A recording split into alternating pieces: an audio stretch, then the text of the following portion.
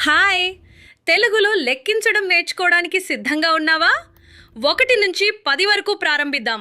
నేను సంఖ్య చెప్తాను, నువ్వు మళ్ళీ చెప్పు, సరేనా? మొదట 1.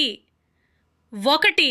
ఇప్పుడు నువ్వు. 1, 2, 3, 4, 5, 7, 8, 9, 10. చాలా బాగా చెప్పావు. ఇప్పుడు 10 నుంచి 20 వరకు లెక్క పెడదాం. మొదట 10. 10.